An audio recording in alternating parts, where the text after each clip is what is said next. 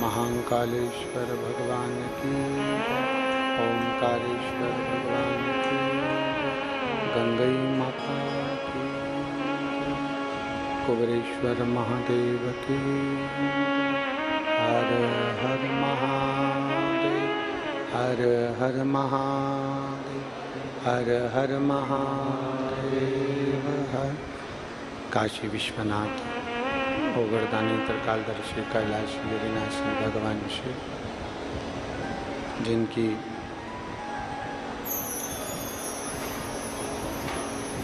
पुनीत पावन शिव महापुराण की कथा संपूर्ण विश्व के कल्याण हेतु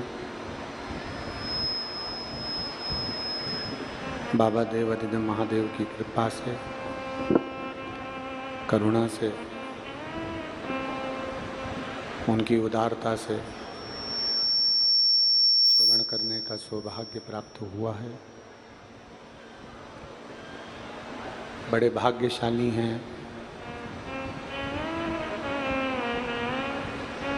माँ गंगई के सभी रहनिवासी, जिन पर माँ गंगई की कृपा हुई और ये पवित्र शिव महापुराण की कथा छत्तीसगढ़ की इस पवित्र भूमि गंडई में आज प्रारंभ हो रही है। उसकी समस्त छत्तीसगढ़ वासियों को और गंगई माँ के पवित्र निवासियों को बहुत बहुत साधुवाद।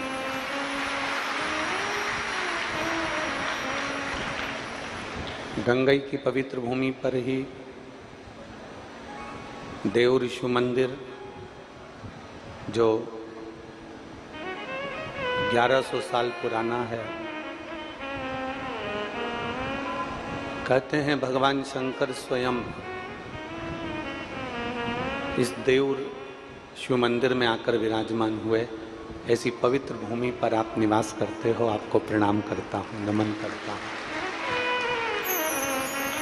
भगवान देवाधिदेव महादेव त्रिकालदर्शी कैलाशी अविनाशी की ये पवित्र कथा सुरही नदी के तट पर छत्तीसगढ़ की पवित्र भूमि पर आज प्रारंभ होने जा रही है। कथा के मुख्य यजमान तो स्वयं गंगई माता ही हैं,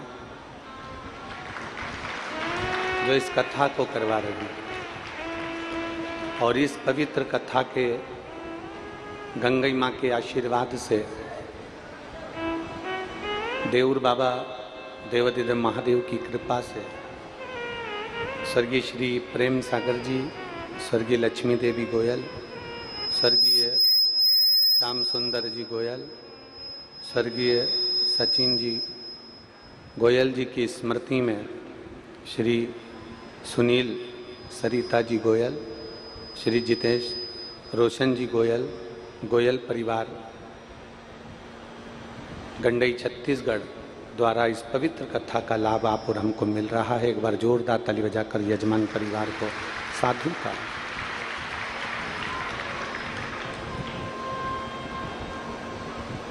भोरमदेव बाबा और माँ बमलेश्वरी,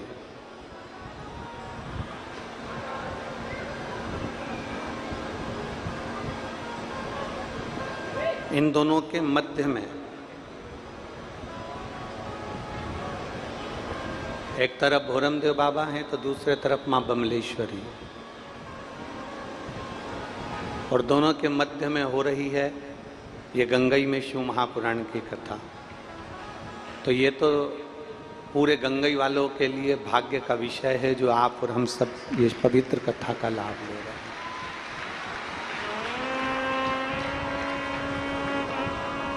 और इतनी मात्रा में कि पंडालों में जगह नहीं, सारे पंडाल बाबा देवाधिदेव महादेव की कृपा से, बाबा देवाधिदेव महादेव के भक्तों से भरे पड़े हैं।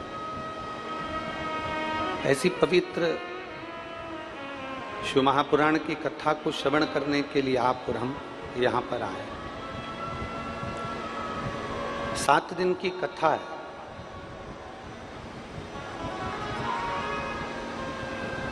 पर उस 7 दिन की कथा में हमें भगवान की अविरल भक्ति को, भगवान शिव की अविरल भक्ति को इतना प्राप्त कर लेना है, इतना प्राप्त कर लेना है कि हमारी जिंदगी का सारा दुख हम बाबा के भरोसे पर छोड़ दें और बाबा का आशीर्वाद हमारे मस्तक पर हम ग्रहण कर कर अपनी जिंदगी को नूतनता से जिएं। कौन आता है कौन बुलाता है महज भ्रम है। कोई किसी को बुलाने वाला नहीं होता, कोई किसी को लाने वाला नहीं होता, कोई किसी को बोलने वाला नहीं होता, कोई वाणी को बोलने वाला नहीं, कोई सुनने वाला नहीं। कौन आता है कौन बुलाता है महज भ्रम है।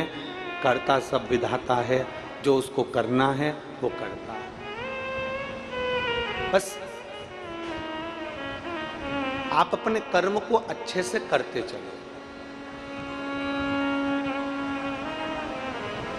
आप भगवान की विरल भक्ति को धारण करते चलो, आप भगवान की विरल भक्ति को अपने जीवन में उतारते चलो, आप अपना कर्म करते चलो। तेरे मंदिर में आना मेरा काम है और मेरी बिगड़ी बनाना, जम जम के बोलो जरा, मेरी बिगड़ी बनाना तेरा काम। मैं आ तो गया हूं मगर जानता हूं कि तेरे दर पे आने के काबिल नहीं।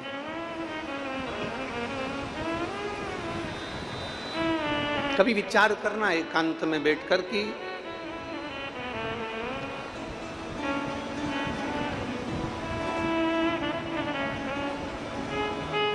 कभी एकांत में विचार करिएगा कि आखिर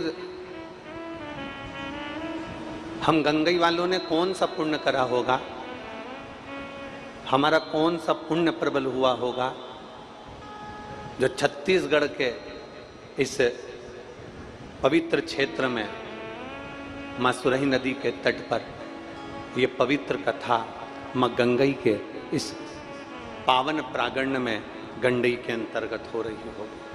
जरा विचार करिएगा।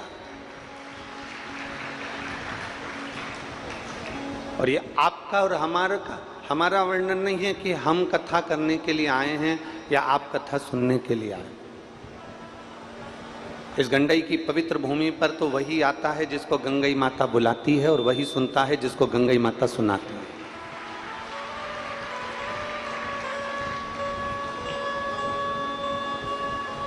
और तेरी कृपा बिना ना मिले एक भी लेते हैं श्वास तेरी कृपा से। बखान क्या करूं मैं राखों के ढेर का, चपटी भगोत खजाना कुबेर, हे गंगधार मुक्ति ओंकार तू, भोले ओंकार तू, आयो शरण तेहार शंभु तार तू। हमें उसकी कृपा से, हमें उसकी दया से, हमें उसकी करुणा से, उसकी दया से, उसकी कृपा से, उसकी आज्ञा से ये पवित्र कथा को सुनने का मौका मिला। इतना बड़ा समुद्र है, शिव महापुराण का इतना बड़ा समुद्र है कि उसमें से गोता लगाकर थोड़ा थोड़ा सा निकालने का प्रयास करें। हरि अनंत, हरि कथा अनंता। जितनी वेद, जितने शास्त्र, जितने पुराण हम पढ़ते चले जाते हैं, जितने जितने शास्त्रों का अध्ययन करते चले जाते हैं, जितने जितने लेखों का अध्ययन करते चले जाते हैं, जितने जितने पुराणों का अध्ययन करते चले जाते हैं, ना जाने कितने हमारे, इतनी कथाएं, इतना अपार समुद्र भरा पड़ा है, इतना अपार समुद्र भरा पड़ा है कि उसमें से हम लोटा भरकर, उसमें से लोटे में से भी एक अंश मात्र हम भगवान के लिए निकाल पा रहे हैं। अपार समुद्र है कथाएं। हरि अनंत, हरि कथा अनंत। ना जाने कितनी कथाएं हैं, कितना विस्तार है, कितना वर्णन है, कितना हम श्रवण करते हैं।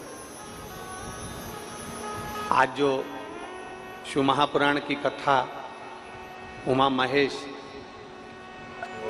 शिव महापुराण की कथा मां गंगाई के पवित्र चरणों में गंडई छत्तीसगढ़ में होने जा रही है, इसको हमने महाभारत के अनुशासन पर्व में से दान धर्म पर्व के सुंदर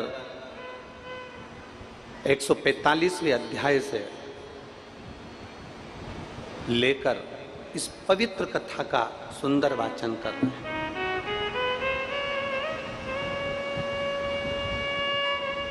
महाभारत के अनुशासन पर्व में जो दान धर्म पर्व है, उस पर्व के सुंदर 145वें अध्याय में से उमा महेश का ये पवित्र चरित्र लिया गया, उनका संवाद लिया गया।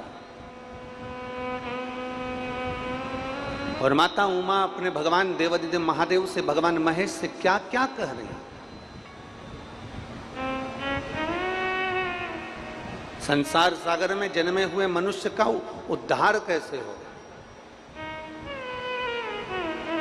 संसार में जन्म लेने वाला मानव परमात्मा को कैसे प्राप्त कर सकता है, संसार में जन्म लेने वाला मानव किस तरह से परमात्मा की अविरल भक्ति को प्राप्त कर सकता है। ये उमा और महेश का संवाद है जो महाभारत के अनुशासन पर्व में से लिया गया। अपनी जीवन की एक सलाखा को, अपने जीवन के एक आनंद को, अपने जीवन के एक अंश को परमात्मा को देने का प्रयास करें। और फिर निवेदन करेंगे आप लोगों से, छत्तीसगढ़िया, जरा जम के बोलो, छत्तीसगढ़िया सबले बढ़िया। मेरा ये धान का कटोरा छत्तीसगढ़, छत्तीसगढ़िया महतारी जिसकी पवित्र गोद, और उसमें बैठकर आप और हम पवित्र कथा का रसपान कर रहे हैं।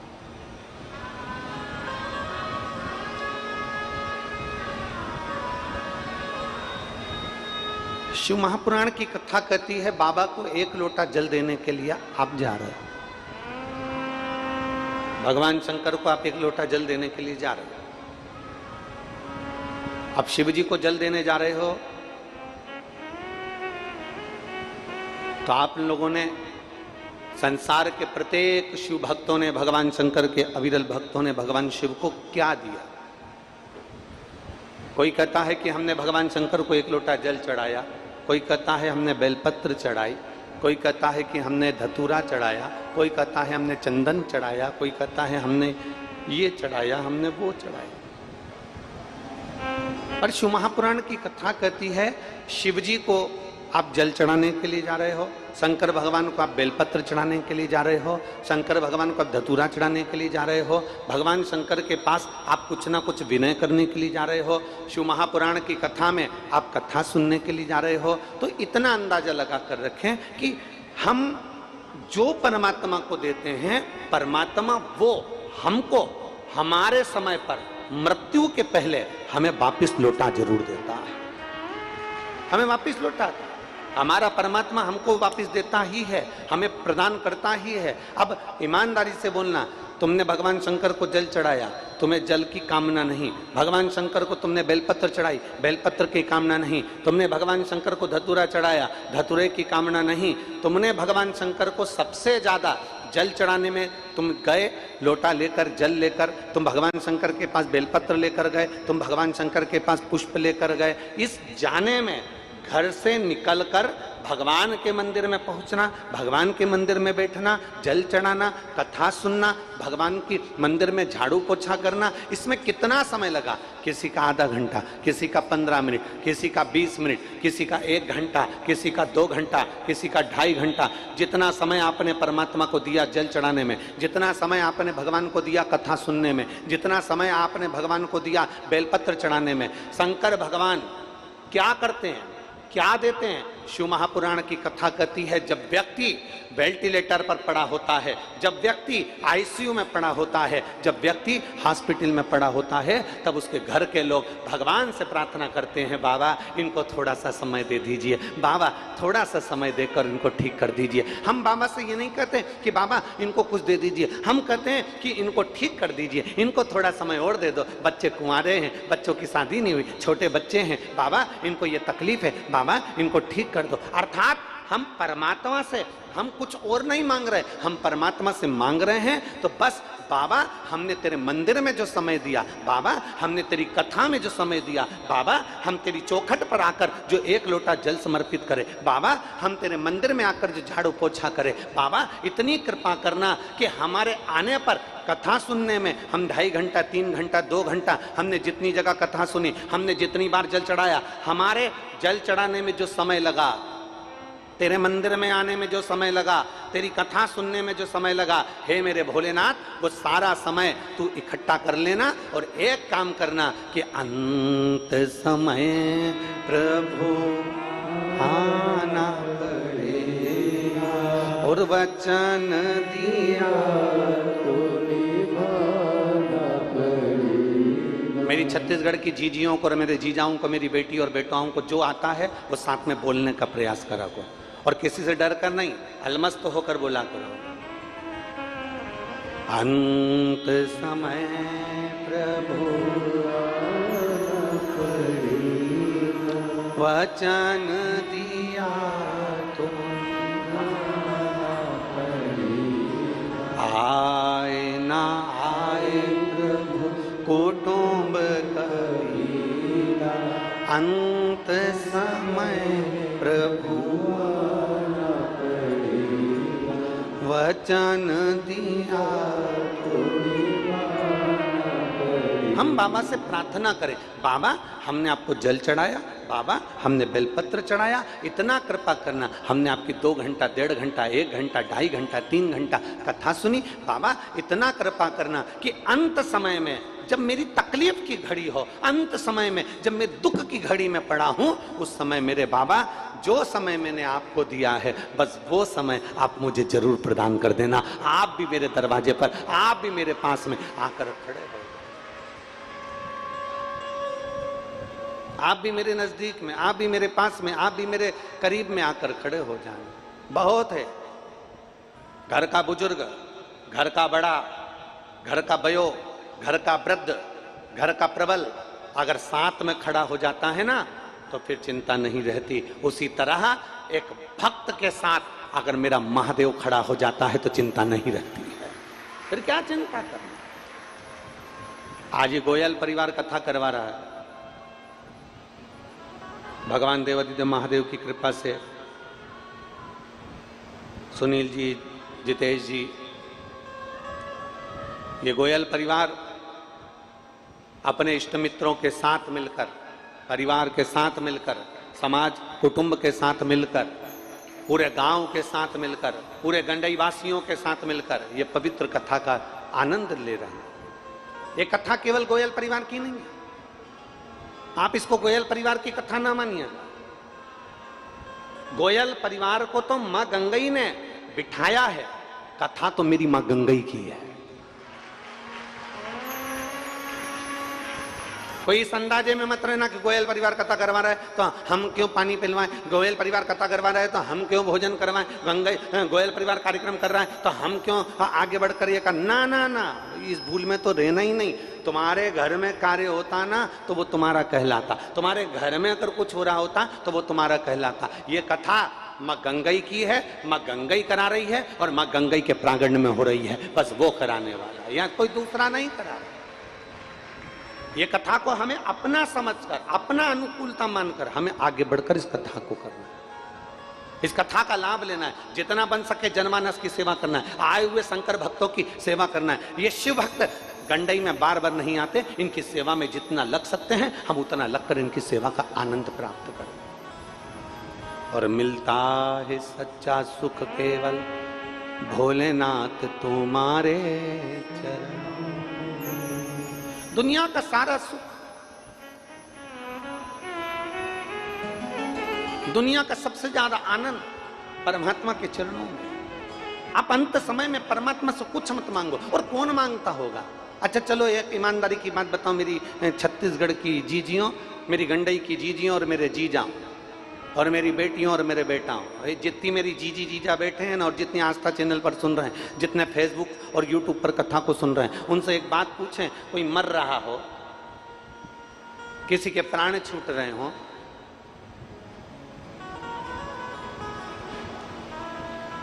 और उससे पूछा जाए तुझे 2 सोने के हार बनवा दूं, तुझे हाथ की पाटली बनवा दूं, तुझे पांव की पायल बनवा दूं। पत्नी मर रही है, घर का बुजुर्ग मर रहा है, उसके प्राण छूट रहे हैं, कोई जा रहा है, किसी के प्राण जा रहे हैं, बहुत बुजुर्ग व्यक्ति निपट रहा है, जा रहा है, मर रहा है, प्राण छूट रहे हैं, किसी का अंतिम समय चल रहा है, किसी की अंतिम घड़ी चल रही है, और उससे कहा जाए मैं तुझे हार बनवा दूं सोने का, मैं तुझे गुलाब जामुन खिलवा दूं, मैं तुझे रसगुल्ला खिलवा दूं, मैं तुझे समोसा खिलवा दूं, मैं तुझे पानी पूरी खिलवा दूं, तो मरने वाला कहेगा मुझे इन सब चीजों की जरूरत नहीं है, मैं तुझे अच्छे कपड़े पहना दूं, मुझे कपड़े की भी जरूरत नहीं है, मैं तुझे आभूषण दिला दूं, आभूषणों की भी जरूरत नहीं है। मरने वाला कहेगा बस इतनी कृपा कर दो कि मेरी मौत अभी ना हो, ऐसी कृपा करना कि मेरा समय बढ़ा जाए, मेरा समय आगे बढ़ जाए, इतनी कृपा करना। तो फिर परिवार वाले कहेंगे तूने क्या शिव महापुराण की कथा सुनी थी, अपना समय निकालकर तूने भगवान को समय दिया था, अपना समय निकालकर तू क्या भगवान शंकर के मंदिर में लोटा भर के जल चढ़ाने गया था, अपने समय में से भगवान को समय दिया। हमने पहले भी कथा में कहा है, आज फिर कह रहे हैं, तुम्हारी दुकान अच्छी चले तो प्लाट ले लो, तुम्हारी दुकान अच्छी चले तो पत्नी के जेवर बनवा दो, तुम्हारी दुकान अच्छी चले तो बच्चा बच्ची की एफडी बनवा दो, तुम्हारी दुकान अच्छी चले तो फिर कहीं LIC करवा लो, तुम्हारी दुकान अच्छी चले तो जमीन खरीद लो, तुम्हारी नौकरी अच्छी चले तो पत्नी के जेवर बनवाओ, तुम्हारी नौकरी अच्छी चले तो तुम जमीन प्लाट ले लो, तुम्हारी नौकरी अच्छी चले तो तुम जो सामान लेना है वो ले लो, तुम्हारी नौकरी अच्छी चले तो बेटा बेटी को अच्छी एजुकेशन करा दो, तुम्हारी नौकरी अच्छी हो तो बच्चों को पढ़ाओ लिखाओ, बच्चों को अच्छा बनाओ, बच्चों की एफडी कराओ। तुम्हारी नौकरी अच्छी है, दुकान अच्छी चल रही है, तो चलती दुकान में से, चलती नौकरी में से थोड़ा थोड़ा निकालते जाओ और निकाल कर अपने बच्चों के लिए, अपने परिवार के लिए करते जाओ। उसी तरह जैसे चलती दुकान में से प्लाट ले लो, चलती दुकान में से पत्नी के जेवर बना दो, चलती नौकरी में से पत्नी के जेवर बना दो, चलती नौकरी में से प्लाट दुकान ले लो। उसी तरह जब तक ये श्वास चल रही है तब तक चलते चलते में से भगवान का नाम ले लो, जब तक चल रही है तब तक इसमें से थोड़ा थोड़ा परमात्मा का नाम लेते चले जाओ, थोड़ा थोड़ा भगवान का नाम उच्चारण करते चले जाओ, थोड़ा थोड़ा परमात्मा को समर्पित करते चले जाओ। हम ये कभी नहीं कहते, इस व्यासपीठ ने आज तक ये नहीं कहा कि तुम 24 घंटे मंदिर में जाकर बैठ जाओ, बिल्कुल मत बैठो। इस व्यासपीठ ने कभी नहीं कहा कि तुम 24 घंटे किसी पवित्र नदी के तट पर जाकर बैठ जाओ, मत बैठो। यह व्यासपीठ हमेशा कहती आई है, तुलसी बाबा का चरित्र कहता है, आधी में पुनी